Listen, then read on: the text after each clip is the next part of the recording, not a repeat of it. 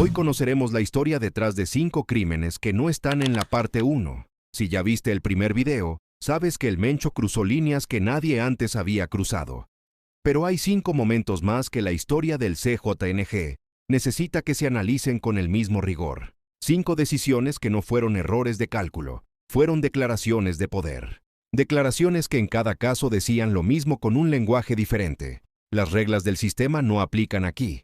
Eso funcionó durante una década. El 22 de febrero de 2026 dejó de funcionar. Esta es la parte 2. Suscríbete y activa las notificaciones. Empezamos. Puerto Vallarta, Jalisco.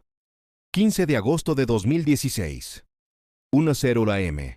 Los tomaron sin disparar un solo tiro. El restaurante La Leche en Puerto Vallarta era un lugar de celebración.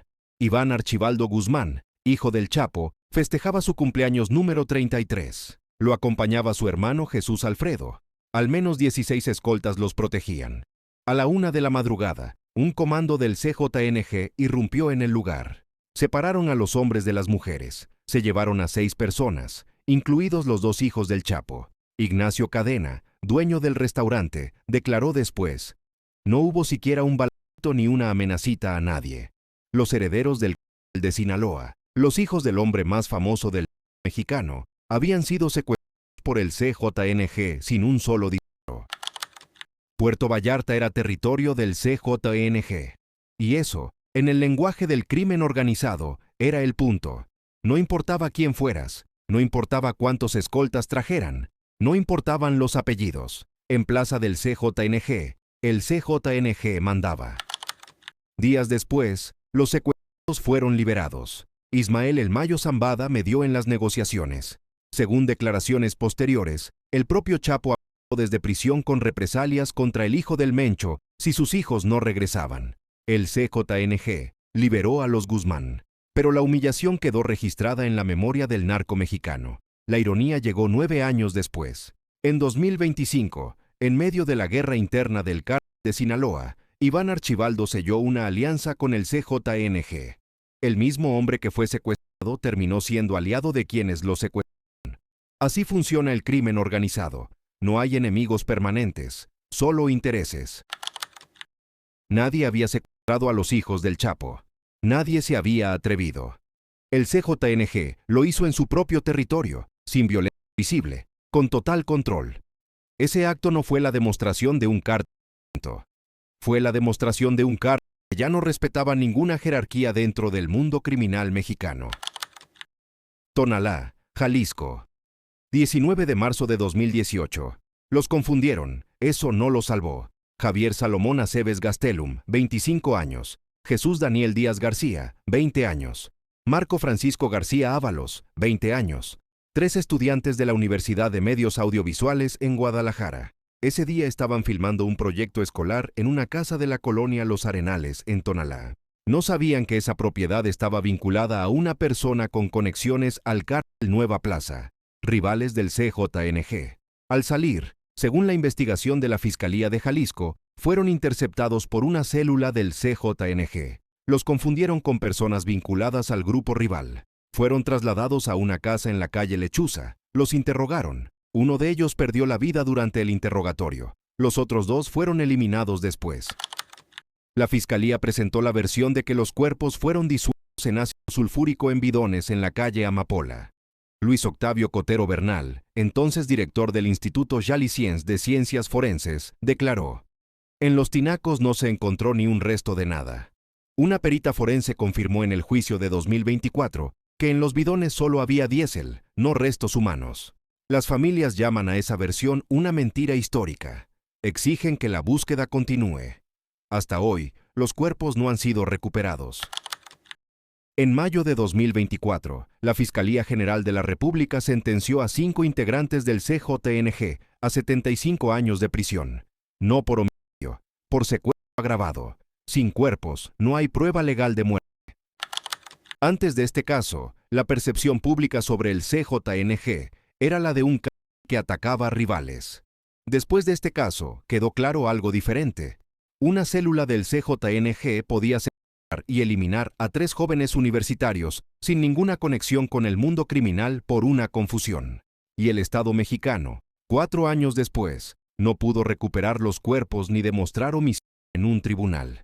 Ese fue el crimen que transformó la percepción del CJNG de amenaza para rivales a amenaza para cualquiera. El Aguaje, Aguililla, Michoacán, 14 de octubre de 2019. 7:35 am. 13 policías, 30 minutos, sin posibilidad de respuesta. 41 policías estatales de Michoacán salieron de Apatzingán rumbo a Aguililla. Misión rutinaria según las autoridades: cumplir una orden judicial, apoyar a una madre y su hija en un conflicto familiar. 5 patrullas. Nadie esperaba resistencia. En la localidad de El Aguaje, más de 30 operadores del CJNG los esperaban. No con pistolas, con vehículos blindados artesanales, fusiles de grueso calibre, granadas de fragmentación y armas de calibre .50, diseñadas originalmente para inutilizar vehículos militares ligeros. El ataque duró 30 minutos. Cuando llegaron los refuerzos, encontraron 13 policías sin vida, 9 heridos, 20 ilesos en estado de shock, 2 patrullas calcinadas, más de 110 casquillos recuperados en la escena. Aguililla no era un territorio cualquiera. Era el municipio natal de Nemesio Oseguera Cervantes, el corazón histórico del CJNG. La emboscada ocurrió en el pueblo donde el Mencho había nacido, en un operativo que ningún grupo criminal había podido ejecutar con esa escala contra policías desde 2015. El mensaje era triple. Al gobierno de Michoacán: no pueden proteger a sus propios elementos. A los grupos rivales, especialmente los viagras que disputaban el territorio, esto es lo que les espera.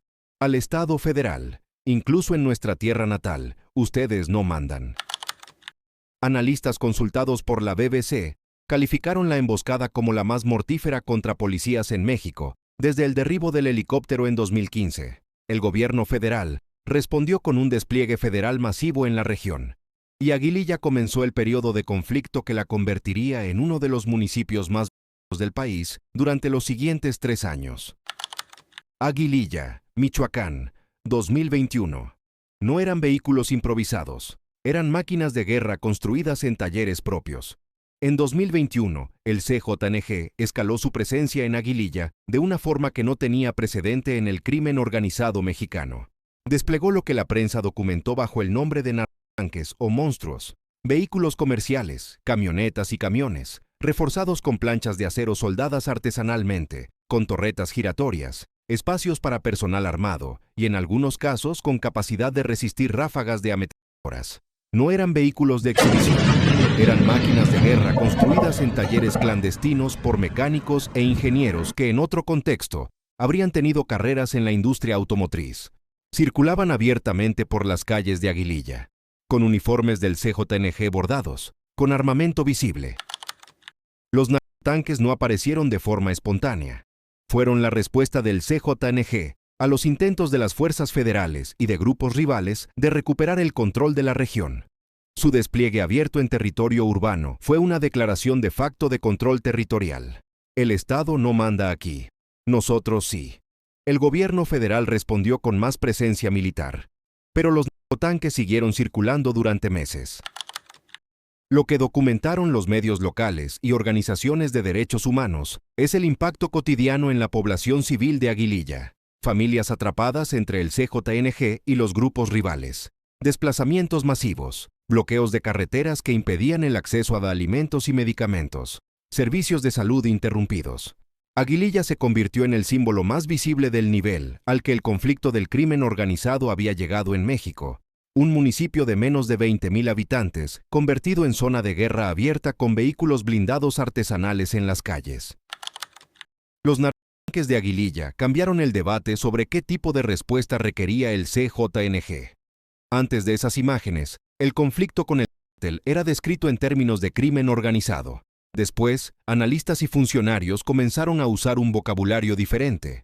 El Departamento de Estado de Estados Unidos designaría al CJNG como organización terrorista extranjera en febrero de 2025. Aguililla en 2021 fue uno de los argumentos visuales que hizo posible esa designación. San José de Gracia, Michoacán, 27 de febrero de 2022. Venían a velar a su madre. No había reglas que los protegieran. Alejandro García, el Pelón, regresó a San José de Gracia para velar a su madre. Ella había muerto a los 79 años de cirrosis en un hospital de Saguayo. «Madre, te amaré eternamente. Tu hijo Pelón», decía la corona junto al ataúd. El Pelón era, según las investigaciones, presunto jefe de plaza del CJNG en la zona de Colima. Había sido advertido de que no podía regresar al pueblo. Volvió de todas formas. Una célula del CJNG, conocida como Pájaro Sierra, encabezada por un hombre apodado El Toro, llegó al velorio en caravana.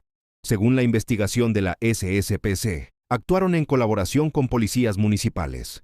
Tomaron a varios asistentes como rehenes. El Pelón intentó negociar. Se desató el tiroteo. Cuando terminó, 11 personas habían perdido la vida. Los pistoleros se llevaron los cuerpos y limpiaron la escena con maquinaria industrial.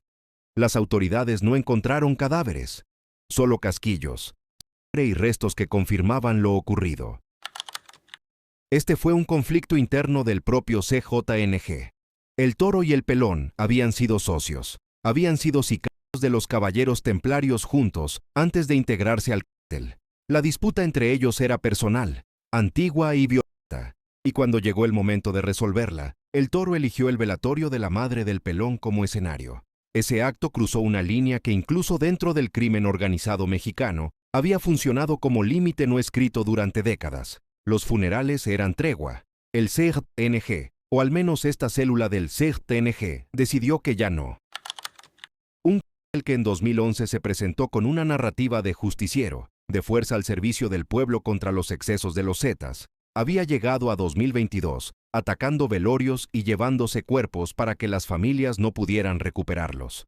El arco de esa transformación, de 2011 a 2022, es el arco de la parte 1 y la parte 2 juntas.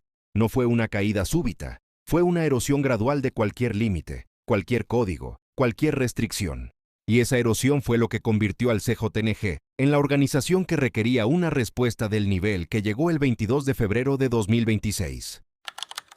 5 crímenes, 5 decisiones que en conjunto muestran el arco completo del CJNG bajo el Mencho. El secuestro de los Chapitos en 2016 dijo: no respetamos jerarquías. Los estudiantes de cine en 2018 dijo: el error no nos detiene. La emboscada de Aguililla en 2019 dijo: atacamos al Estado en nuestro propio territorio. Los narcotraficantes en 2021 dijeron: operamos con armamento de guerra en ciudades. El velorio de San José de Gracia en 2022 dijo: no hay contexto sagrado. Cada uno de esos mensajes tuvo un costo que no siempre fue inmediato, pero se acumuló. Y cuando se acumula suficiente tiempo, el sistema responde. El 22 de febrero de 2026, en Tapalpa, Jalisco, la respuesta llegó. Si en la parte 1 viste cómo el CJNG desafió al mundo, en esta parte 2 viste cómo el mundo fue tomando nota. ¿Cuál de los 5 crímenes de esta parte te pareció el más revelador sobre cómo funciona el CJNG desde adentro? Cuéntanos en los comentarios. Si este video te dio contexto que no encontraste en la parte 1, dale al me gusta y compártelo. Suscríbete a La Historia Detrás del Crimen. Aquí ponemos contexto donde solo había nombres. Nos vemos en el siguiente.